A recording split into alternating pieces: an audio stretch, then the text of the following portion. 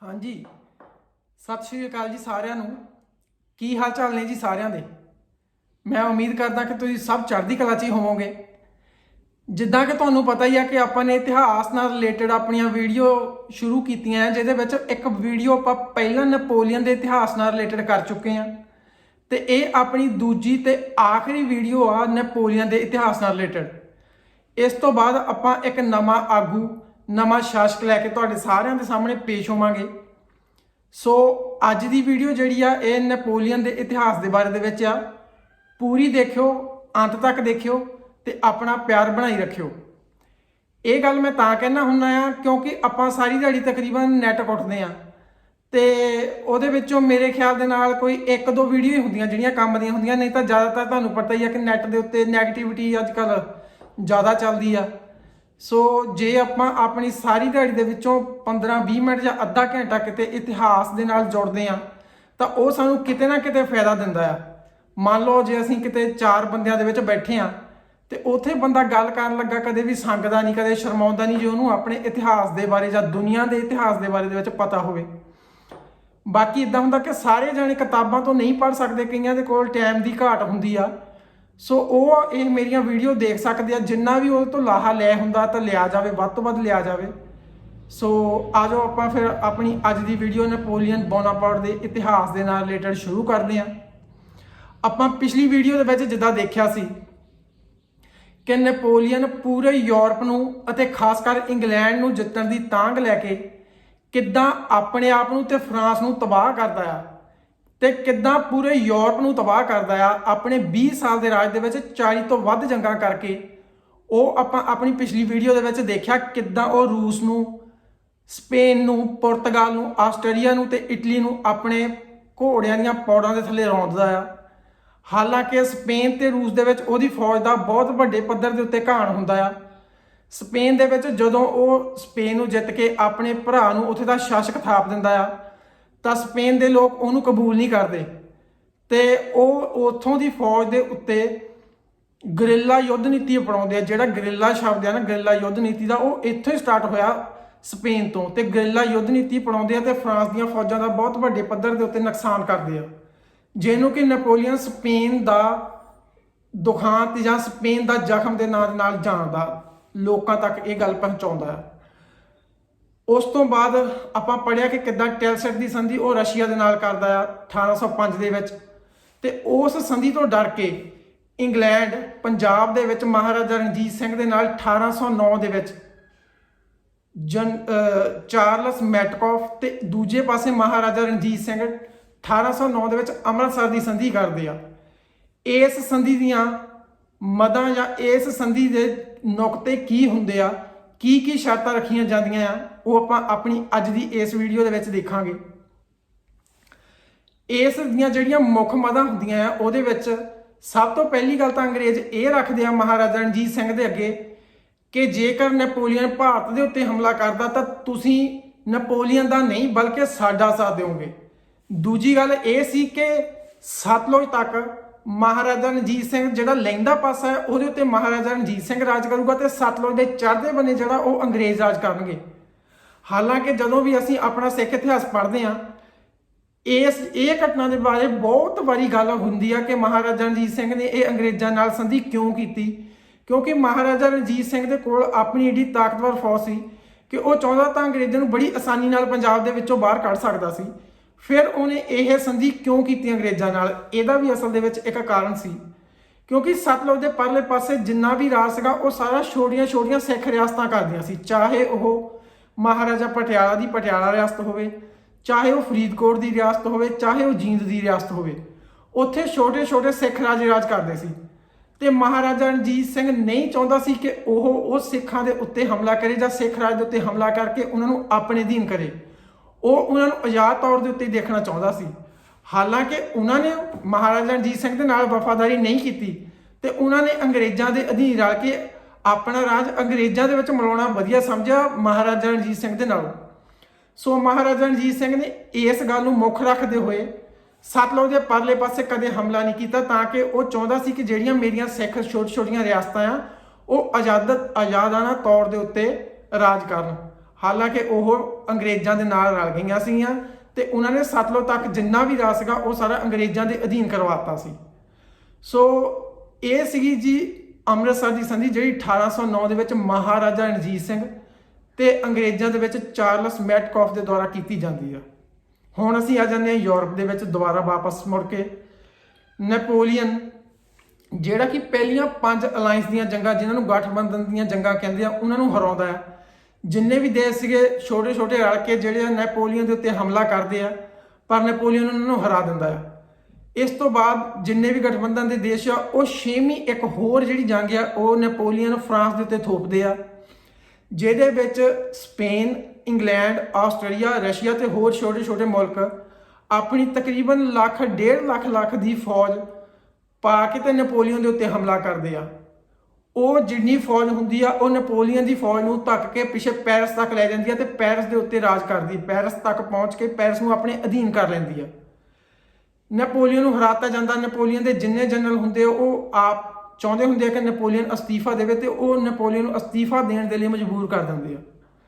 Napoleon ਅਸਤੀਫਾ ਦੇਂਦਾ ਤੇ ਉਹਨੂੰ ਉੱਥੋਂ ਚੱਕ ਕੇ ਇਟਲੀ ਦੇ ਇੱਕ ਛੋਟੇ ਜਿਹੇ ਟਾਪੂ ਐਲਬਾ ਦੇ ਉੱਤੇ ਤਕਰੀਬਨ 10 ਤੋਂ 12,000 ਲੋਕਾਂ ਦੇ ਉੱਤੇ ਰਾਜ ਕਰਨ ਦੇ ਲਈ ਛੱਡ ਦਿੱਤਾ ਜਾਂਦਾ ਹੈ। ਨੈਪੋਲੀਅਨ ਜਿੱਦਾਂ ਕਿ ਉਹ ਇੱਕ ਵੀਰ ਸਿੰਘ ਦੀ ਕਵਿਤਾ ਹੈ ਨਾ, ਸੀਨੇ ਸੱਟ ਜਿਨ੍ਹਾਂ ਨੇ ਖਾਧੀ ਉਹ ਕਰ ਆਰਾਮ ਨਹੀਂ ਬਹਿੰਦੇ, ਨਿਉ ਵਾਲੇ ਨੈਣਾ ਕੀ ਨੀਂਦਰ ਉਹ ਦਿਨੇ ਰਾਤ ਪਏ ਵਹਿੰਦੇ। ਸੋ ਨੈਪੋਲੀਅਨ ਜਿਹਨੇ ਪੂਰੇ ਯੂਰਪ ਦੇ ਉੱਤੇ ਰਾਜ ਕੀਤਾ ਸੀ, ਉਹ ਕਿੱਥੋਂ ਮਨਜ਼ੂਰ ਕਰ ਸਕਦਾ ਸੀ ਕਿ ਉਹ ਐਲਬਾ ਜਾਂ ਛੋਟੇ ਟਾਪੂ ਦੇ ਉੱਤੇ ਤਕਰੀਬਨ 10 ਤੋਂ 12,000 ਲੋਕਾਂ ਦੇ ਉੱਤੇ ਰਾਜ ਕਰੇ। ਤਕਰੀਬਨ 1814 ਦੇ ਵਿੱਚ ਉਹਨੂੰ ਐਲਬਾ ਦੇ ਉੱਤੇ ਕੈਦ ਕੀਤਾ ਜਾਂਦਾ ਆ। ਉਸ ਤੋਂ ਬਾਅਦ ਉਹ ਤਕਰੀਬਨ 1.5 ਸਾਲ ਬਾਅਦ ਉੱਥੋਂ ਛੁੱਟ ਕੇ ਭੱਜ ਜਾਂਦਾ ਹੈ, ਆਪਣੇ ਕੁਝ ਕੁ ਹੋਰ ਜਿੰਨੇ ਵੀ ਉਹਦੇ ਨਾਲ ਜਨਰਲ ਜਾਂ ਜਿੰਨੇ ਵੀ ਉਹਦੇ ਨਾਲ ਸੈਨਾਪਤੀ ਹੁੰਦੇ ਉਹਨਾਂ ਨਾਲ ਲੈ ਕੇ ਘੋੜਿਆਂ ਦੇ ਉੱਤੇ ਉਹ ਪੈਰਿਸ ਵੱਲੋਂ ਆਪਣੀ ਕੂਚ ਕਰ ਦਿੰਦੇ। ਜਦੋਂ ਉਹ ਪੈਰਿਸ ਪਹੁੰਚਦੇ ਆ ਤਾਂ ਮੋਹਰੇ ਫਰਾਂਸ ਦੀ ਫੌਜ ਹੁੰਦੀ ਆ, ਜਿਹਦਾ ਕਿ ਲੂਈ 18ਵਾਂ ਸ਼ਾਸਕ ਹੁੰਦਾ ਹੈ, ਜਿਹਨੂੰ ਕਿ ਇੰਗਲੈਂਡ ਜਿਹੜਾ ਆ ਉਹ ਫਰਾਂਸ ਦੀ ਗੱਦੀ ਦੇ ਉੱਤੇ ਬਿਠਾਉਂਦਾ ਹੈ। ਲੂਈ 18ਵਾਂ ਜਦੋਂ ਇਹ ਗੱਲ ਸੁਣਦਾ ਆ ਕਿ ਨੈਪੋਲੀਅਨ ਵਾਪਸ ਆ ਗਿਆ ਤੇ ਉਹ ਆਪਣੀ ਗੱਦੀ ਛੱਡ ਕੇ ਭੱਜ ਜਾਂਦਾ ਆ। ਤੇ ਨੈਪੋਲੀਅਨ ਨੂੰ ਜਦੋਂ ਉਹਦੀ ਫੌਜ ਆਣ ਕੇ ਟੱਕਰਦੀ ਆ ਤੇ ਨੈਪੋਲੀਅਨ ਆਪਣੇ ਘੋੜੇ ਤੋਂ ਉਤਰਦਾ ਆ ਤੇ ਕਹਿੰਦਾ ਕਿ ਜੇਕਰ ਤੁਹਾਡੇ ਹਿੰਮਤ ਹੈਗੀ ਆ ਤਾਂ ਆ ਖੜਾ ਤੁਹਾਡਾ ਰਾਜਾ, ਆਜੋ ਕਰੋ ਵਾਰ। ਉਹਦੀ ਫੌਜ ਕਹਿੰਦੀ ਆ ਨਹੀਂ ਨਹੀਂ, ਅਸੀਂ ਤਾਂ ਤੁਹਾਨੂੰ ਖੁਦ ਆਪ ਲੈਣ ਆਏ ਆ ਕਿ ਤੁਸੀਂ ਆਣ ਕੇ ਪੈਰਿਸ ਦੇ ਆਪਣੇ ਰਾਜ ਦੇ ਉੱਤੇ ਬੈਠੋ ਤੇ ਰਾਜ ਪ੍ਰਬੰਧ ਚਲਾਓ। ਨੈਪੋਲੀਅਨ ਉਹਨਾਂ ਨੂੰ ਨਾਲ ਲੈ ਕੇ ਤੁਰ ਪੈਂਦਾ ਆ ਤੇ ਪੈਰਿਸ ਦੇ ਉੱਤੇ ਦੁਬਾਰਾ ਕਬਜ਼ਾ ਕਰ ਲੈਂਦਾ ਹੈ। ਤੇ ਜਦੋਂ ਇਹ ਅਲਾਇੰਸ ਦੀਆਂ ਫੌਜਾਂ ਨੂੰ ਪਤਾ ਲੱਗਦਾ ਹੈ ਤਾਂ ਉਹਨਾਂ ਨੂੰ ਹੱਥਾਂ ਪੈਰਾਂ ਦੀ ਪੈ ਜਾਂਦੀ ਆ। ਦਵਾ-ਸੱਟ ਮੀਟਿੰਗਾਂ ਦਾ ਦੌਰ ਸ਼ੁਰੂ ਹੋ ਜਾਂਦਾ ਆ ਤੇ ਤਕਰੀਬਨ ਹਰੇਕ ਦੇਸ਼ ਜਿਹੜਾ ਉਹ 1.5 ਲੱਖ ਦੀ ਫੌਜ ਪਾਉਂਦਾ ਤੇ ਉਹ ਦੁਬਾਰਾ ਫਰਾਂਸ ਦੇ ਉੱਤੇ ਹਮਲਾ ਕਰਨ ਦੀ ਤਿਆਰੀ ਕਰਦੇ ਆ। ਇਸ ਨੈਪੋਲੀਅਨ ਦਾ ਜਿਹੜਾ ਜਦੋਂ ਤੋਂ ਉਹ ਐਲਬਾ ਤੋਂ ਛੁੱਟ ਕੇ ਆਇਆ ਉਸ ਤੋਂ ਬਾਅਦ ਉਹ ਜਿਹੜੀ ਵਾਟਰਲੂ ਦੀ ਜੰਗ ਹੁੰਦੀ ਆ, ਆਖਰੀ ਜੰਗ, ਉਦੋਂ ਤੱਕ ਉਹਦਾ 100 ਦਿਨ ਦਾ ਰਾਜ ਬਣਦਾ ਹੈ। ਇਹਨੂੰ 100 ਦਿਨ ਦਾ ਰਾਜ ਕਿਹਾ ਜਾਂਦਾ। ਨੈਪੋਲੀਅਨ 100 ਦਿਨ ਦਾ ਰਾਜ ਕਰਦਾ ਆਪਣੀ ਕੈਦ ਤੋਂ ਵਾਪਸ ਆਣ ਕੇ। ਤੇ ਨੈਪੋਲੀਅਨ ਨਹੀਂ ਚਾਹੁੰਦਾ ਹੁੰਦਾ ਦੁਬਾਰਾ ਹਮਲਾ ਕਰਨਾ, ਕਿਉਂਕਿ ਉਹਨੂੰ ਪਤਾ ਹੁੰਦਾ ਹੈ ਕਿ ਗਠਬੰਧਨ ਦੀਆਂ ਫੌਜਾਂ ਜ਼ਿਆਦਾ ਤੇ ਮੇਰੇ ਕੋਲ ਫੌਜਾਂ ਘੱਟ ਆ। ਫਿਰ ਵੀ ਉਹਨੂੰ ਮਜਬੂਰੀ ਦੇ ਵਿੱਚ ਆਪਣੀਆਂ ਫੌਜਾਂ ਇਕੱਠੀਆਂ ਕਰਨੀਆਂ ਪੈਂਦੀਆਂ। ਤਕਰੀਬਨ 1.5 ਲੱਖ ਦੀ ਫੌਜ ਉਹਦੇ ਕੋਲ ਫਰਾਂਸ ਦੀ ਹੁੰਦੀ ਆ, ਇਕੱਠੀ ਹੁੰਦੀ ਆ, ਤੇ ਦੂਜੇ ਪਾਸੇ ਜਿਹੜੀ ਆ ਉਹ ਤਕਰੀਬਨ 3 ਗੁਣਾ ਤੋਂ ਵੀ ਵੱਧ ਜਾਂਦੀ ਹੈ ਜਿਹੜੀ ਫੌਜ ਹੁੰਦੀ ਗਠਬੰਧਨ ਦੇਸ਼ਾਂ ਦੀ। ਤੇ ਇਸ ਜੰਗ ਦਾ ਗਵਾਹ ਜਿਹੜਾ ਆ ਉਹ ਬੈਲਜੀਅਮ ਦਾ ਸ਼ਹਿਰ ਵਾਟਰਲੂ ਬਣਦਾ ਆ। ਨੈਪੋਲੀਅਨ ਜਿਹੜਾ ਕਿ ਚਾਹੁੰਦਾ ਹੁੰਦਾ ਕਿ ਮੈਂ ਜੰਗ ਨਾ ਕਰਾਂ, ਉਹ ਜੰਗ ਟਾਲਣੀ ਚਾਹੁੰਦਾ ਹੁੰਦਾ ਆ, ਪਰ ਉਹਦਾ ਵੱਸ ਨਹੀਂ ਚੱਲਦਾ। ਸੋ ਇਸ ਲਈ ਉਹ ਆਪਣੀ ਫੌਜ ਪਹਿਲੇ ਲੈ ਕੇ ਉੱਥੇ ਪਹੁੰਚ ਜਾਂਦਾ ਤਾਂ ਕਿ ਉਹ ਜਿੰਨੀ ਕੁ ਵੀ ਫੌਜ ਉੱਥੇ ਇਕੱਠੀ ਹੋਈ ਆ ਉਹਦੇ ਉੱਤੇ ਹਮਲਾ ਕਰਕੇ ਜਿੱਤ ਪ੍ਰਾਪਤ ਕਰ ਲਵੇ। ਇੱਦਾਂ ਹੀ ਹੁੰਦਾ ਜਦੋਂ ਨੈਪੋਲੀਅਨ ਜਾਂਦਾ ਆ ਤਾਂ ਉੱਥੇ ਮੀਂਹ ਪੈਣਾ ਸ਼ੁਰੂ ਹੋ ਜਾਂਦਾ ਆ।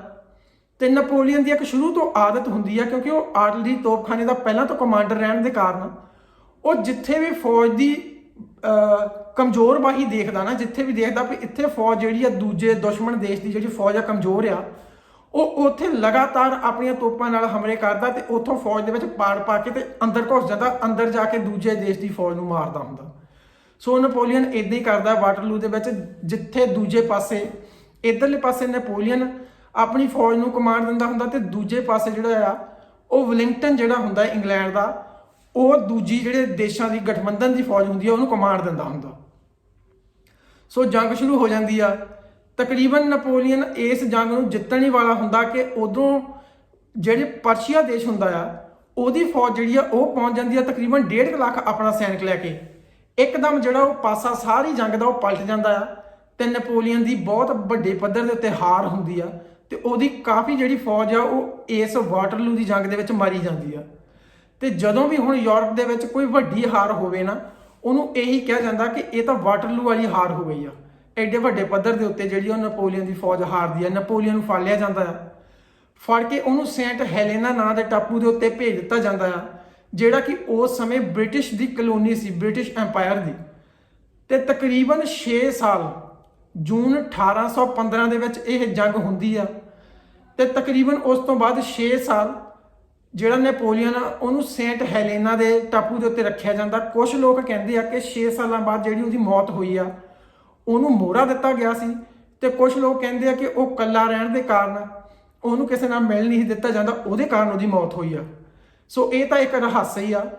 ਇਹ ਜਿਹੜਾ ਵਾਟਰਲੂ ਦੀ ਜੰਗ ਹੋਈ ਆ ਇਹਦਾ ਪੰਜਾਬ ਦੇ ਨਾਲ ਵੀ ਸੰਬੰਧ ਬਣਦਾ ਆ, ਕਿਉਂਕਿ ਇੰਗਲੈਂਡ ਵੱਲੋਂ ਲੜਨੇ ਵਾਲਾ ਜਿਹੜਾ ਇੱਕ ਸੈਨਾਪਤੀ ਸੀ ਹੈਰੀ ਸਮਿਥ, ਉਹਨੂੰ ਮਹਾਰਾਜਾ ਰਣਜੀਤ ਸਿੰਘ ਦੀ ਮੌਤ ਤੋਂ ਬਾਅਦ ਜਦੋਂ ਸਿੱਖਾਂ ਦੀ ਅੰਗਰੇਜ਼ਾਂ ਦੇ ਨਾਲ ਜੰਗ ਹੁੰਦੀ ਆ ਨਾ, ਉਹਦੇ ਵਿੱਚ ਉਹ ਹੈਰੀ ਸਮਿਥ ਨੂੰ ਵੀ ਲਿਆਂਦਾ ਜਾਂਦਾ ਤੇ ਹੈਰੀ ਸਮਿਥ ਬੱਦੋਵਾਲ ਦੀ ਜੰਗ ਦੇ ਵਿੱਚ ਸਰਦਾਰ ਰਣਜੋਧ ਸਿੰਘ ਦੇ ਹੱਥੋਂ ਹਾਰਦਾ। ਸਰਦਾਰ ਰਣਜੋਧ ਸਿੰਘ ਜਿਹੜਾ ਕਿ ਲੁਧਿਆਣੇ ਦੀ ਜੰਗ ਜਿਹੜੀ ਹੁੰਦੀ ਆ ਸਿੱਖਾਂ ਦੀ ਤੇ ਅੰਗਰੇਜ਼ਾਂ ਦੀ, ਉਹਦੇ ਵਿੱਚ ਹਾਰ ਖਾਣ ਤੋਂ ਬਾਅਦ ਉਹ ਤੇ ਉਹਦੀ ਫੌਜ ਬੜੇ ਗੁੱਸੇ ਦੇ ਵਿੱਚ ਆਪਣੇ ਕੈਂਪਾਂ ਦੇ ਵਿੱਚ ਬੈਠੀ ਹੁੰਦੀ ਆ। ਜਦੋਂ ਉਹਨਾਂ ਨੂੰ ਪਤਾ ਲੱਗਦਾ ਕਿ ਹੈਰੀ ਸਮਿਥ ਜਿਹੜਾ ਉਹ ਆਪਣੀ ਫੌਜ ਲੈ ਕੇ ਉਹਨਾਂ ਦੀ ਫੌਜ ਦੇ ਉੱਤੋਂ ਦੀ ਘੇਰਾ ਪਾ ਰਿਹਾ, ਇਹ ਗੱਲ ਸੁਣਦੇ ਉਹ ਬੜੇ ਜੋਸ਼ ਨਾਲ ਸਾਰੀ ਫੌਜ ਉੱਠਦੀ ਆ ਤੇ ਹੈਰੀ ਸਮਿਥ ਦੇ ਉੱਤੇ ਟੁੱਟ ਪੈਂਦੀ ਆ ਤੇ ਉਹਨੂੰ ਬੱਦੋਵਾਲ ਦੀ ਜੰਗ ਦੇ ਵਿੱਚ ਹਰਾਇਆ ਜਾਂਦਾ। ਹਾਲਾਂਕਿ ਜੇਕਰ ਤੁਸੀਂ ਵਿਕੀਪੀਡੀਆ ਦੇ ਉੱਤੇ ਜਾਂ ਕਿਸੇ ਵੀ ਹੋਰ ਕਿਤਾਬ ਦੇ ਉੱਤੇ ਪੜ੍ਹੋਗੇ ਤੁਹਾਨੂੰ ਇਹ ਜੰਗ ਕਿਤੇ ਨਹੀਂ ਮਿਲੂਗੀ। ਕਿਉਂਕਿ ਉਹ ਜਿਹੜਾ ਬੰਦਾ ਵਾਟਰਲੂ ਦੀ ਜੰਗ ਦਾ ਜੇਤੂ ਨੈਪੋਲੀਅਨ ਨੂੰ ਹਰਾਉਣ ਵਾਲਾ, ਉਹ ਇੱਥੇ ਸਿੱਖਾਂ ਦੇ ਕੋਲੋਂ ਰਣਜੋਧ ਸਿੰਘ ਦੇ ਕੋਲੋਂ ਤੇ ਉਹਦੀ ਫੌਜ ਦੇ ਕੋਲੋਂ ਹਾਰਦਾ ਹੈ। ਇਸ ਲਈ ਇਹ ਜੰਗ ਜਿਹੜੀ ਆ ਉਹ ਤੁਹਾਨੂੰ ਕਿਤੇ ਵੀ ਨਾ ਇੰਟਰਨੈਟ ਦੇ ਉੱਤੇ ਮਿਲੂਗੀ, ਨਾ ਕਿਤਾਬਾਂ ਦੇ ਉੱਤੇ ਕਿਤੇ ਵੀ ਮਿਲੂਗੀ। ਉਹ ਸਿਰਫ ਤੇ ਸਿਰਫ ਸਰਦਾਰ ਸੋਹਣ ਸਿੰਘ ਸੀਤਲ ਦੀ ਸਿੱਖ ਰਾਜ ਕਿਵੇਂ ਗਿਆ ਦੇ ਵਿੱਚ ਮਿਲੂਗੀ। ਇਸ ਤੋਂ ਬਾਅਦ ਅਲੀਵਾਲ ਦੀ ਜਿਹੜੀ ਜੰਗ ਹੁੰਦੀ ਆ, ਉਹੀ ਹੈਰੀ ਸਮਿਥ ਥੋੜੀ ਬਹੁਤੀ ਫੌਜ ਦੇ ਉੱਤੇ ਜਿਹੜੀ ਸਿੱਖਾਂ ਦੀ ਇੱਕ ਬਿਖਰੀ ਹੋਈ ਫੌਜ ਸੀ ਉਹਦੇ ਉੱਤੇ ਹਮਲਾ ਕਰਦਾ ਤੇ ਉਹਨਾਂ ਦੇ ਕੋਲੋਂ ਜਿੰਨੀਆਂ ਤੋਪਾਂ ਹੁੰਦੀਆਂ ਕੁਛ ਕੁ ਹੁੰਦੀਆਂ ਉਹ ਖੋਹ ਲੈਂਦਾ ਆ ਤੇ ਫੌਜ ਜਿਹੜੀ ਆ ਉੱਥੋਂ ਸਿੱਖਾਂ ਦੀ ਤਿੱਤਰ ਬਿੱਤਰ ਹੋ ਜਾਂਦੀ ਆ। ਇਹ ਗੱਲ ਜਿਹੜੀ ਆ ਇਹ ਤੁਹਾਨੂੰ ਵਿਕੀਪੀਡੀਆ ਦੇ ਉੱਤੇ ਜ਼ਰੂਰ ਮਿਲੂਗੀ, ਤੁਸੀਂ ਆਪਣਾ ਕਦੇ ਵੀ ਸਰਚ ਕਰ ਸਕਦੇ ਆ। ਮੈਂ ਤਾਂ ਸਰਚ ਕਰਕੇ ਦੇਖਿਆ, ਉਹਦੇ ਉੱਤੇ ਸਿਰਫ ਇਹੀ ਇੱਕ ਅਲੀਵਾਲ ਦੀ ਜੰਗ ਮਿਲਦੀ ਹੈ ਜਿਹਦੇ ਵਿੱਚ ਕਿਹਾ ਜਾਂਦਾ ਹੈ ਕਿ ਹੈਰੀ ਸਮਿਥ ਨੇ ਇੱਥੇ ਸਿੱਖ ਫੌਜ ਨੂੰ ਹਰਾਇਆ। ਹਾਲਾਂਕਿ ਜਿਹੜੀ ਬੱਦੋਵਾਲ ਦੀ ਜੰਗ ਆ ਜਿਹੜੀ ਅਸਲ ਰਿਐਲਿਟੀ ਦੇ ਵਿੱਚ ਹੋਈ ਆ ਉਹਦੇ ਬਾਰੇ ਕੋਈ ਵੀ ਨਾ ਵਿਕੀਪੀਡੀਆ ਦੇ ਉੱਤੇ ਸਾਨੂੰ ਮਿਲਦਾ ਵੇਰਵਾ, ਨਾ ਉਹਦਾ ਕਿਤੇ ਸਾਨੂੰ ਕਿਤਾਬਾਂ ਦੇ ਵਿੱਚ ਵੇਰਵਾ ਮਿਲਦਾ। ਉਸ ਤੋਂ ਬਾਅਦ ਆ ਜਾਂਦੇ ਆ ਜੀ ਆਪਾਂ ਨੈਪੋਲੀਅਨ ਦੀਆਂ ਜਿੰਨੇ ਵੀ ਸੁਧਾਰ ਕੀਤੇ ਉਹਨੇ ਆਪਣੇ ਦੇਸ਼ ਦੇ ਵਿੱਚ। ਸਭ ਤੋਂ ਪਹਿਲਾਂ ਤਾਂ ਜਿਹੜਾ ਕਿ 1799 ਦੇ ਵਿੱਚ ਸਾਨੂੰ ਪਤਾ ਹੈ ਕਿ ਫਰਾਂਸ ਦੇ ਵਿੱਚ ਕ੍ਰਾਂਤੀ ਹੋਈ ਸੀ, ਉਹਦੇ ਤੋਂ ਬਾਅਦ ਰਾਜ ਦੇ ਵਿੱਚ ਕੋਈ ਵੀ ਧਰਮ ਜਿਹੜਾ ਹੈ ਉਹ ਰਾਜ ਦਾ ਧਰਮ ਨਹੀਂ ਬਣਾਇਆ ਗਿਆ, ਪਰ ਨੈਪੋਲੀਅਨ ਨੇ ਫਿਰ ਦੁਬਾਰਾ ਜਿਹੜਾ ਆ ਉਹ ਈਸਾਈ ਧਰਮ ਨੂੰ ਉੱਥੋਂ ਦੀ ਮਾਨਤਾ ਦਿੱਤੀ ਤੇ ਈਸਾਈ ਧਰਮ ਨੂੰ ਫਰਾਂਸ ਦਾ ਇੱਕ ਰਾਜ ਧਰਮ ਦੇ ਤੌਰ ਦੇ ਉੱਤੇ ਪ੍ਰਚਾਰਿਆ ਗਿਆ ਤੇ ਉਹਨੂੰ ਰਾਜ ਧਰਮ ਦਾ ਅਹੁਦਾ ਦਿੱਤਾ ਗਿਆ ਈਸਾਈ ਧਰਮ ਨੂੰ। ਇਹ ਇੱਕ ਉਹਦਾ ਜਿਹੜਾ ਪਹਿਲੇ ਕੰਮਾਂ ਦੇ ਵਿੱਚੋਂ ਸੀ। ਦੂਜਾ ਕੰਮ ਜਿਹੜਾ ਉਹਦਾ ਸੀਗਾ ਕਿ ਉਹਨੇ ਮੱਧ ਵਰਗ ਦੇ ਜਿਹੜੇ ਹੁਸ਼ਿਆਰ ਬੱਚੇ ਸੀਗੇ ਉਹਨਾਂ ਨੂੰ 6 ਸਾਲ ਤੱਕ ਦੀ ਜਿਹੜੀ ਉੱਚ ਵਿੱਦਿਆ ਸੀਗੀ ਉਹ ਫ੍ਰੀ ਦੇਣ ਦਾ ਐਲਾਨ ਕੀਤਾ ਸੀ ਤੇ ਵੱਧ ਤੋਂ ਵੱਧ ਜਿੰਨੇ ਸਕੂਲ ਸੀਗੇ ਉਹਨਾਂ ਨੂੰ ਸਰਕਾਰ ਦੇ ਅਧੀਨ ਕੀਤਾ ਸੀ। ਤੀਜਾ ਨੈਪੋਲੀਅਨ ਕੋਡ ਜਾਂ ਜਿਹਨੂੰ ਸਿਵਲ ਕੋਡ ਦਾ ਨਾਮ ਵੀ ਦਿੱਤਾ ਜਾਂਦਾ, ਬਹੁਤ ਇੰਪੋਰਟੈਂਟ ਕੋਡ ਰਿਹਾ, ਬਹੁਤ ਇੰਪੋਰਟੈਂਟ ਉਹਦਾ ਇੱਕ ਇਹ ਲਾਅ ਰਿਹਾ ਜਿਹਨੂੰ ਕਿ ਤੁਸੀਂ ਇੰਟਰਨੈਟ ਦੇ ਉੱਤੇ ਵੀ ਦੇਖ ਸਕਦੇ ਆ। ਹਜੇ ਤੱਕ ਵੀ ਉਹ ਕਾਫੀ ਦੇਸ਼ਾਂ ਦੇ ਵਿੱਚ ਐਜ਼ ਇਟ ਇਜ਼ ਚੱਲ ਰਿਹਾ ਹੈ। ਇਸ ਤੋਂ ਇਲਾਵਾ ਉਹਨੇ ਜਿਹੜੇ ਯਹੂਦੀ ਸੀਗੇ, ਯਹੂਦੀ ਜ਼ਿਆਦਾਤਰ ਜਿਹੜਾ ਸੀਗਾ ਉਹ ਵਿਆਜ ਦਾ ਕੰਮ ਕਰਦੇ ਸੀ। ਉਹ ਨਹੀਂ ਸੀ ਚਾਹੁੰਦਾ ਕਿ ਜਿਹੜੇ ਲੋਕ ਆ ਉਹ ਉਹਨਾਂ ਦੇ ਐਡੇ ਵੱਡੇ ਪੱਧਰ ਦੇ ਉੱਤੇ 10% ਤੋਂ ਉੱਤੇ ਜਿੰਨਾ ਵੀ ਵਿਆਜ ਲਾਇਆ ਜਾਂਦਾ ਸੀ ਨਾ ਉਹ ਸਾਰਾ ਉਹਨੇ ਮਾਫ ਕਰਤਾ। ਜਿੰਨੀਆਂ ਔਰਤਾਂ, ਜਿੰਨੇ ਬਜ਼ੁਰਗ ਜਾਂ ਜਿੰਨੇ ਫੌਜੀਆਂ ਨੇ ਯਹੂਦੀਆਂ ਦੇ ਕੋਲੋਂ ਲੋਨ ਲਏ ਹੋਏ ਸੀਗੇ ਉਹ ਉਹਨੇ ਸਾਰੇ ਮਾਫ ਕਰਤੇ। ਜਿਹੜਾ ਆਪਾਂ ਪਿੱਛੇ ਪੜ੍ਹਦੇ ਆਏ ਆ ਨਾ ਕਿ ਰੌਥਚਾਈਲਡ ਘਰਾਣਾ ਸੀਗਾ ਯਹੂਦੀਆਂ ਦਾ, ਜਦੋਂ ਉਹ ਆਖਰ ਇਸੇ ਕਰਕੇ ਜਿਹੜਾ ਉਹ ਨੈਪੋਲੀਅਨ ਨਫ਼ਰਤ ਕਰਦੇ ਸੀ ਕਿ ਕੱਲ੍ਹ ਨੂੰ ਹੋਰ ਨਾ ਕਿ ਜਿੰਨੇ ਵੀ ਯਹੂਦੀ ਆ ਉਹ ਜ਼ਿਆਦਾਤਰ ਦਾ ਕੰਮ ਵਿਆਜ ਦਾ ਹੀ ਕਰਦੇ ਆ, ਵਿਆਜ ਦਾ ਪੈਸਾ ਖਾਂਦੇ ਸੀ। ਉਹਨਾਂ ਨੂੰ ਇਹ ਸੀ ਕਿ ਜਿੱਦਾਂ ਨੈਪੋਲੀਅਨ ਨੇ ਇਹ ਆਪਣੇ ਦੇਸ਼ ਦੇ ਵਿੱਚ ਕੀਤਾ ਕਿਤੇ ਜੇ ਬਾਕੀ ਦੇਸ਼ਾਂ ਦੇ ਵਿੱਚ ਹੋ ਗਿਆ ਉਹਨਾਂ ਦਾ ਧੰਦਾ ਚੌਪਟ ਹੋ ਜਾਊਗਾ। ਇਸ ਲਈ ਇਹਨੂੰ ਇਨਫੇਮਸ ਡਿਕਰੀ ਦਾ ਨਾਮ ਦਿੱਤਾ ਜਾਂਦਾ ਆ, ਬਦਨਾਮ ਐਲਾਨ ਦਾ। ਸੋ ਇਸ ਲਈ ਉਹਨਾਂ ਨੇ ਗਠਬੰਧਨ ਫੌਜਾਂ ਦਾ ਜਿਹੜਾ ਸਾਥ ਦੇਣਾ ਯਹੂਦੀ ਰੌਥਸਚਾਈਲਡ ਜਿਹੜਾ ਘਰਾਣਾ ਉਹਨੇ ਸ਼ੁਰੂ ਕਰਤਾ ਸੀਗਾ ਤੇ ਆਪਣਾ ਪੈਸਾ ਜਿਹੜਾ ਉਹ ਨਪੋਲੀਅਨ ਦੇ ਵਿਰੁੱਧ ਲਾਉਣਾ ਸ਼ੁਰੂ ਕਰਤਾ ਸੀ। ਇਸ ਤੋਂ ਇਲਾਵਾ ਇੱਕ ਕੰਟੀਨੈਂਟਲ ਸਿਸਟਮ ਮਹਾਦੀਪੀ ਘੇਰਾਬੰਦੀ ਜਿਹੜੀ ਆ ਉਹ ਨਪੋਲੀਅਨ ਦਾ ਇੱਕ ਬਹੁਤ ਵੱਡਾ ਕਾਰਜ ਸੀ, ਜਿਹਦੇ ਵਿੱਚ ਕੀ ਸੀ ਉਹ ਐਡਾ ਵੱਡਾ ਕਿਉਂ ਉਹਨੂੰ ਕਿਹਾ ਜਾਂਦਾ ਹੈ ਜਾਂ ਜਿਹਦਾ ਅੱਜ ਵੀ ਨਾਮ ਲਿਆ ਜਾਂਦਾ ਯੂਰਪ ਦੇ ਵਿੱਚ। ਅਸਲ ਦੇ ਵਿੱਚ ਨੈਪੋਲੀਅਨ ਜਿਹੜਾ ਉਹ ਇੰਗਲੈਂਡ ਨੂੰ ਹਰਾਉਣਾ ਚਾਹੁੰਦਾ ਹੁੰਦਾ। ਇੰਗਲੈਂਡ ਨੂੰ ਉਹ ਆਪਣੀ ਫੌਜ ਦੇ ਜ਼ਰੀਏ ਜਾਂ ਸਮੁੰਦਰ ਦੇ ਜ਼ਰੀਏ ਤਾਂ ਹਰਾ ਨਹੀਂ ਸਕਦਾ। ਇਸ ਲਈ ਉਹ ਸੋਚਦਾ ਕਿ ਕਿਉਂ ਨਾ ਇੰਗਲੈਂਡ ਦੀ ਘੇਰਾਬੰਦੀ ਕੀਤੀ ਜਾਵੇ। ਉਹ ਜਿੰਨੇ ਵੀ ਯੂਰਪ ਦੇ ਦੇਸ਼ ਹੁੰਦੇ ਜਿਹੜੇ ਉਹਦੇ ਅਧੀਨ ਹੁੰਦੇ ਆ, ਉਹ ਕਹਿੰਦਾ ਨਾ ਤਾਂ ਤੁਸੀਂ ਇੰਗਲੈਂਡ ਦੇ ਨਾਲ ਵਪਾਰ ਕਰਨਾ, ਨਾ ਇਹਨਾਂ ਨੂੰ ਚੀਜ਼ ਕੋਈ ਵੇਚਣੀ ਆ ਤੇ ਨਾ ਕੋਈ ਖਰੀਦਣੀ ਆ। ਤੇ ਜਿੰਨੇ ਵੀ ਹੋਰ ਸਮੁੰਦਰ ਲੱਗਦਾ ਉਹਨਾਂ ਦੇਸ਼ਾਂ ਦੇ ਨਾਲ ਜਿਹੜੇ ਕਿ ਉਸ ਵਕਤ ਨੈਪੋਲੀਅਨ ਦੇ ਅਧੀਨ ਸੀ, ਉਹ ਕਹਿੰਦਾ ਕਿ ਤੁਸੀਂ ਉਸ ਸਮੁੰਦਰ ਦੇ ਵਿੱਚੋਂ ਇੰਗਲੈਂਡ ਦਾ ਕੋਈ ਵੀ ਬੇੜਾ ਜਿਹੜਾ ਉਹ ਭਾਰਤ ਨੂੰ ਜਾਂ ਹੋਰ ਵੀ ਦੇਸ਼ਾਂ ਜਿੱਥੋਂ ਕੱਚਾ ਮਾਲ ਆਉਂਦਾ ਆ ਤੇ ਇਹ ਇੱਥੋਂ ਬਣਾ ਕੇ ਦੁਬਾਰਾ ਘੱਲਦੇ ਆ, ਉਹਨਾਂ ਨੂੰ ਰੋਕਣਾ ਆ। ਤੁਸੀਂ ਆਪਣੇ ਸਮੁੰਦਰ ਦੇ ਵਿੱਚੋਂ ਲੰਘਣ ਨਹੀਂ ਦੇਣਾ। ਇਹਨੂੰ ਮਹਾਦੀਪੀ ਘੇਰਾਬੰਦੀ ਕਿਹਾ ਜਾਂਦਾ, ਜਿਹੜੀ ਕਿ ਨੈਪੋਲੀਅਨ ਨੇ ਪਹਿਲੀ ਵਾਰੀ ਇੰਗਲੈਂਡ ਨੂੰ ਹਰਾਉਣ ਦੇ ਲਈ ਕੀਤਾ ਸੀ। ਭਾਵੇਂ ਇਹ ਇੰਨੀ ਸਫਲ ਨਹੀਂ ਹੋਈ, ਪਰ ਇਹਦੇ ਨਾਲ ਜਿਹੜਾ ਇੰਗਲੈਂਡ ਨੂੰ ਇੱਕ ਵਾਰੀ ਤਾਂ ਉਹਦੇ ਅਰਥਚਾਰੇ ਨੂੰ ਬਹੁਤ ਵੱਡੇ ਪੱਧਰ ਦੇ ਉੱਤੇ ਧੱਕਾ ਲੱਗਾ ਸੀ। ਇਸ ਤੋਂ ਇਲਾਵਾ ਜਿਹੜੀਆਂ ਨੈਪੋਲੀਅਨ ਦੀਆਂ ਜੰਗਾਂ ਆ ਉਹ ਹਾਰਨ ਤੋਂ ਬਾਅਦ, ਵਾਟਰਲੂ ਦਾ ਯੁੱਧ ਹਾਰਨ ਤੋਂ ਬਾਅਦ, ਫਰਾਂਸ ਦਾ ਇਹਨਾਂ ਗਠਬੰਧਨ ਦੇ ਅਧੀਨ ਆਉਣ ਤੋਂ ਬਾਅਦ ਜਿੰਨੇ ਵੀ ਉੱਥੇ ਦੇ ਮੇਨ ਜਨਰਲ ਸੀਗੇ ਨਾ, ਉਹ ਮਹਾਰਾਜਾ ਰਣਜੀਤ ਸਿੰਘ ਦੇ ਰਾਜ ਦੇ ਵਿੱਚ ਆਪਣੀਆਂ ਨੌਕਰੀਆਂ ਲੈਣ ਦੇ ਲਈ ਆਏ। ਤੇ ਉਹ ਪਹਿਲਾਂ ਜਿਹੜੇ ਸੀਗੇ ਉਹ ਪਹਿਲਾਂ ਟਰਕਿਸ ਜਿੰਨੇ ਵੀ ਦੇਸ਼ ਸੀਗੇ ਉੱਥੇ ਗਏ, ਉੱਥੋਂ ਰਾਜ ਲੈਣ ਦੇ ਲਈ ਉਹ ਚਾਹੁੰਦੇ ਸੀ ਕਿ ਸਾਨੂੰ ਉੱਥੇ ਨੌਕਰੀਆਂ ਮਿਲਣ।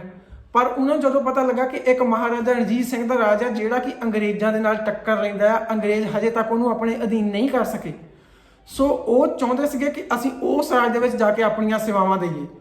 ਉੱਥੋਂ ਫਰਾਂਸ ਦੇ ਵਿੱਚੋਂ ਵਾਟਰਲੂ ਦੀ ਜੰਗ ਹਾਰਨ ਤੋਂ ਬਾਅਦ ਕਾਫੀ ਜਨਰਲ ਜਿਹੜੇ ਸੀਗੇ ਉਹ ਨਾਰਾਜ਼ ਹੋ ਕੇ ਮਹਾਰਾਜਾ ਰਣਜੀਤ ਸਿੰਘ ਦੇ ਰਾਜ ਵਿੱਚ ਨੌਕਰੀਆਂ ਲੈਣ ਦੇ ਲਈ ਆਏ ਸੀ। ਕੁਛ ਕੁ ਚੰਦ ਨਾਮ ਹੈ ਜਿਹੜੇ ਮੈਨੂੰ ਵੈਸੇ ਤਾਂ ਯਾਦ ਨਹੀਂ ਹੈਗੇ, ਮੈਂ ਲਿਖਿਓ ਆ, ਉਹ ਮੈਂ ਤੁਹਾਨੂੰ ਬੋਲ ਕੇ ਸੁਣਾਉਣਾ ਆ।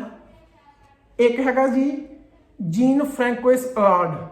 ਇਹ ਫ੍ਰੈਂਚ ਕੈਪਟਨ ਸੀ। ਇਹ ਵਾਟਰਲੂ ਦੀ ਜੰਗ ਦੇ ਵਿੱਚ ਇੰਗਲੈਂਡ ਦੇ ਖਿਲਾਫ ਫਰਾਂਸ ਵੱਲੋਂ ਲੜਿਆ ਸੀ। ਉਸ ਤੋਂ ਇਲਾਵਾ ਜੀਨ ਬੈਪਟਾਈਲ ਵੈਂਟਿਊਰਾ ਸੀਗਾ ਜਿਹੜਾ ਕਿ ਇਟਲੀ ਦਾ ਸੀਗਾ। ਇਹ ਆਰਟਲਰੀ ਦੇ ਵਿੱਚ ਇੱਥੇ ਕੰਮ ਕਰਦਾ ਸੀ ਮਹਾਰਾਜਾ ਰਣਜੀਤ ਸਿੰਘ ਦੇ ਅਧੀਨ। ਇੱਕ ਕਲਾਉਡ ਅਗਸਤੇ ਕੋਰਟ ਸੀ, ਇਹ ਵੀ ਫ੍ਰੈਂਚ ਸੀਗਾ, ਇਹ ਵੀ ਆਰਟਲਰੀ ਦਾ ਇੱਥੇ ਜਨਰਲ ਸੀਗਾ, ਕਮਾਂਡਰ ਸੀਗਾ, ਤੇ ਇਹ ਵੀ ਮਹਾਰਾਜਾ ਰਣਜੀਤ ਸਿੰਘ ਦੇ ਅਧੀਨ ਕੰਮ ਕਰਦਾ ਸੀ। ਇੱਕ ਪਾਓਲੋ ਐਬੀਟੇਬਲ ਸੀਗਾ, ਇਹ ਇਟਾਲੀਅਨ ਸੀਗਾ। ਇੱਕ ਜੌਨ ਮਾਰਟਿਨ ਸੀ, ਇਹ ਹੰਗਰੀ ਦਾ ਸੀਗਾ, ਇਹ ਫਿਜ਼ੀਸ਼ੀਅਨ ਸੀਗਾ, ਜਾਣੀ ਕਿ ਇੱਕ ਵੈਦ ਸੀਗਾ। ਤੇ ਇਹ ਸਾਰੇ ਜਿੰਨੇ ਵੀ ਆ ਇਹ ਮਹਾਰਾਜਾ ਰਣਜੀਤ ਸਿੰਘ ਦੇ ਰਾਜ ਦੇ ਵਿੱਚ ਕੰਮ ਕਰਦੇ ਰਹੇ ਆ। ਤੇ ਇਹਨਾਂ ਨੂੰ ਰੱਖਣ ਦੇ ਲਈ ਵੀ ਮਹਾਰਾਜਾ ਰਣਜੀਤ ਸਿੰਘ ਨੇ ਸ਼ਰਤਾਂ ਰੱਖੀਆਂ ਸੀ ਕੁਛ। ਪਹਿਲੀ ਸ਼ਰਤ ਤਾਂ ਮਹਾਰਾਜਾ ਰਣਜੀਤ ਸਿੰਘ ਨੇ ਇਹ ਰੱਖੀ ਸੀ ਕਿ ਮੇਰੀ ਫੌਜ ਦਾ ਪਹਿਲਾ ਇਹ ਅਸੂਲ ਆ ਕਿ ਇੱਥੇ ਕੋਈ ਵੀ ਜਿਹੜਾ ਵੀ ਫੌਜੀ ਹੋਊਗਾ ਉਹ ਆਪਣੇ ਕੇਸ ਨਹੀਂ ਕਤਲ ਕਰਵਾਊਗਾ, ਭਾਵ ਦਾੜੀ ਕੇਸ ਉਹਨੂੰ ਰੱਖਣੇ ਪੈਣਗੇ। ਇਸ ਲਈ ਤੁਹਾਨੂੰ ਵੀ ਰੱਖਣੇ ਪੈਣਗੇ। ਇਹਨਾਂ ਦੀਆਂ ਜਿੰਨੀਆਂ ਵੀ ਆਪਾਂ ਫੋਟੋਆਂ ਦੇਖਦੇ ਆ ਨਾ ਨੈਟ ਦੇ ਉੱਤੇ, ਉਹਦੇ ਵਿੱਚ ਇਹ ਤਕਰੀਬਨ ਸਾਰੇ ਜਿੰਨੇ ਵੀ ਆ ਇਹਨਾਂ ਨੇ ਦਾੜੀ ਕੇਸ ਰੱਖੇ ਹੋਏ ਆ। ਦੂਜੀ ਸ਼ਰਤ ਰੱਖੀ ਸੀ ਕਿ ਤੁਹਾਡੇ ਵਿੱਚੋਂ ਕੋਈ ਵੀ ਤੰਬਾਕੂ ਦਾ ਸੇਵਨ ਨਹੀਂ ਕਰੂਗਾ, ਕਿਉਂਕਿ ਸਾਡੇ ਖਾਲਸਾ ਫੌਜ ਦੇ ਵਿੱਚ ਇਹ ਇੱਕ ਸਟ੍ਰਿਕਟਲੀ ਰਿਸਟ੍ਰਿਕਸ਼ਨ ਹੈ ਕਿ ਕੋਈ ਵੀ ਤੰਬਾਕੂ ਦਾ ਉਪਯੋਗ ਨਹੀਂ ਕਰੂਗਾ। ਤੀਜੀ ਜਿਹੜੀ ਇਹਨਾਂ ਨੇ ਸ਼ਰਤ ਰੱਖੀ ਸੀ ਮਹਾਰਾਜਾ ਰਣਜੀਤ ਸਿੰਘ ਨੇ, ਅੱਜ ਨਹੀਂ ਕੱਲ ਸਾਨੂੰ ਜੇਕਰ ਯੂਰਪ ਦੇ ਉੱਤੇ ਹਮਲਾ ਕਰਨਾ ਪਿਆ ਤਾਂ ਤੁਸੀਂ ਜਿੰਨੇ ਵੀ ਜਨਰਲ ਤੁਸੀਂ ਮੇਰਾ ਸਾਥ ਦੋਗੇ, ਨਾ ਕਿ ਆਪਣੇ ਮੁਲਕਾਂ ਦਾ ਸਾਥ ਦੋਗੇ। ਸੋ ਇਹ ਕੁਝ ਕੁ ਸ਼ਰਤਾਂ ਸੀਗੀਆਂ ਜਿਹੜੀਆਂ ਮਹਾਰਾਜਾ ਰਣਜੀਤ ਸਿੰਘ ਨੇ ਉਹਨਾਂ ਜਨਰਲਾਂ ਦੇ ਮੋਹਰੇ ਰੱਖੀਆਂ ਸੀਗੀਆਂ ਤੇ ਉਹਨਾਂ ਨੇ ਇਹ ਕਬੂਲ ਕੀਤੀਆਂ ਤੇ ਮਹਾਰਾਜਾ ਰਣਜੀਤ ਸਿੰਘ ਦੀ ਅਧੀਨਗੀ ਕਬੂਲ ਕਰਨੀ ਉਹਨਾਂ ਨੇ ਪਸੰਦ ਕੀਤੀ ਸੀ। ਇਹ ਤਾਂ ਸੀਗਾ ਜੀ ਆਪਣੇ ਨੈਪੋਲੀਅਨ ਬੋਨਾਪਾਰਟ ਦਾ ਇਤਿਹਾਸ।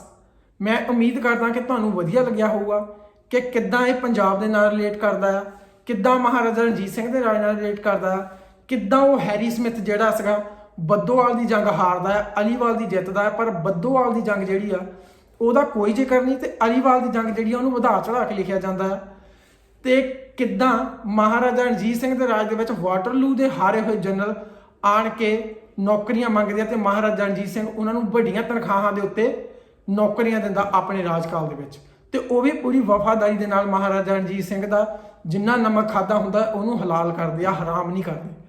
ਸੋ ਅਗਲੀ ਵੀਡੀਓ ਦੇ ਵਿੱਚ ਆਪਾਂ ਹੋਰ ਇੱਕ ਨਵੇਂ ਆਗੂ ਨਵੇਂ ਸ਼ਾਸਕ ਦੇ ਬਾਰੇ ਦੇ ਵਿੱਚ ਗੱਲਾਂ ਕਰਾਂਗੇ। ਤੇ ਤੁਸੀਂ ਆਪਣਾ ਸਾਥ ਤੇ ਪਿਆਰ ਬਣਾਈ ਰੱਖਿਓ। ਜਿਉਂਦੇ ਰਹੋ, ਵਸਦੇ ਰਹੋ, ਰੱਬ ਰਾਖਾ।